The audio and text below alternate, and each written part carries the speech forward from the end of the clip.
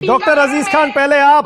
Doctor Aziz Khan, खबर ये आ रही है यूपी के साथ गुजरात में भी चुनाव हो सकता है। आपको ये थ्योरी समझ में आती है डॉक्टर अजीज खान? देखिए मानक जी, मैं दोनों पैनलिस्ट के तू मैं सुन रहा था साहब। मैं बड़ा कि आप बड़े ही इस तरीके की बातें हो रही थी। संजू वर्मा से बार बार आपने पूछने की कोशिश की कि साहब विजय रूपानी जी को आपने क्यों हटाया, क्यों इस्तीफा उन्होंने दिया, लेकिन वो सटीक और सार्थक जवाब आपको दे नहीं पाए। ये इस बात को समझिए, दाल में कुछ काला है, ये इनको भी पता है, पार्टी को भी पता है।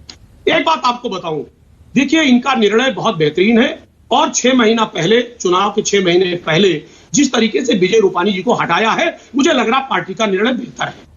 क्योंकि जिस तरीके से उनके ऊपर आरोप रहा कि साहब कोरोना मैनेजमेंट प्रॉपर नहीं कर पाए, तमाम तरीके के मुद्दों पर वो फेल रहे। मैं एक और सलाह देना चाहूंगा बीजेपी को कि उत्तर प्रदेश में कमोबेश वही हाल है। कोरोना की स्थिति बहुत दयनीय रही। जिस तरीके से यहां पे लोगों की मौतें हुई हैं, ऑक्सीजन नहीं मिला, बेड नहीं मिला, हॉस्पिटल नहीं मिला, लाशों को दफनाया नहीं जा सका। डॉक्टर खान सुनिए ना, आपने मेरा सवाल देखिए पूरी तरह से इग्नोर कर दिया। आपने मेरा सवाल डॉच कर दिया।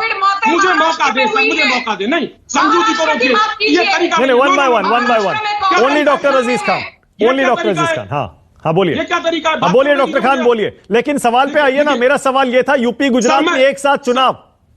सर मैं उसी मुद्दे पे आऊंगा, मुझे कुछ कहने तो दीजिए सर। ये ना बोलिए। हम उत्तर प्रदेश के बारे में अगर तारीफ कर दे, माननीय योगी जी ने 4.5 साल में जो कारनामे किए हैं उत्तर प्रदेश में, वो भी तो देश को जानना जरूरी है साहब। जो उत्तर प्रदेश जल रहा था, उत्तर प्रदेश की स्थिति बहुत बेकाबू थी। हमारे माननीय मुख्यमंत्री महोदय पश्चिम बंगाल के चुनाव में व्यस्त रहे साहब। ये उत्तर प्रदेश की स्थिति है साहब। आज कोरोना मैनेजमेंट का जो क्रेडिट लिया जा रहा है साहब, ये बहुत दुखद है। हम तो विकास की बात कर रहे हैं साहब। अरे 3-4 महीने से सर इसी पर डिबेट हो रही है, खूब बोल लिए आप। अरे सर, आज मुद्दा अलग है, उस पर बोल लीजिए ना। मैं आपको पूरा मौका देता हूं जब यूपी पे डिबेट होती है। आज गुजरात पे थोड़ा बोलिए ना।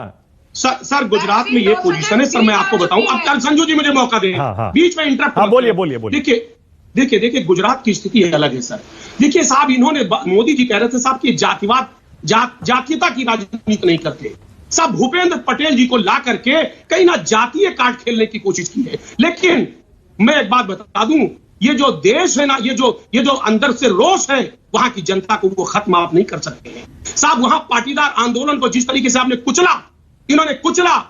केशु भाई पटेल, डॉक्टर खान एक सेकंड, डॉक्टर खान एक सेकंड, आप मेरा सवाल ठीक से समझ नहीं पाए सर। आप उत्तर प्रदेश की पार्टी हैं। मैं आपसे एक राजनीतिक विश्लेषक के तौर पे गुजरात की राजनीति पर टिप्पणी नहीं मांग रहा था सर। मैं ये अर्ज कर रहा था डॉक्टर खान, मैं अच्छा घुमा के पूछता हूं आपसे, उसके बाद आ रहा हूं प्रदीप जी धीमन, बस आ रहा हूं। मेरा सवाल यह है, अगर गुजरात में सीएम बदल दिया, आप कहते हैं गुजरात में बीजेपी हार रही थी, इसका मतलब यूपी में सीएम नहीं बदला, मतलब बीजेपी जीत रही है। सीधी सी बात है सर। वही पे कह रहा था मानक जी कि उत्तर प्रदेश की स्थिति तो गुजरात से भी ज्यादा खराब। तो फिर यहां सीएम क्यों नहीं बदल रही बीजेपी, बताइए। सर मोदी जी और योगी जी ने 36 का आंकड़ा है, बदलने की कोशिश की थी।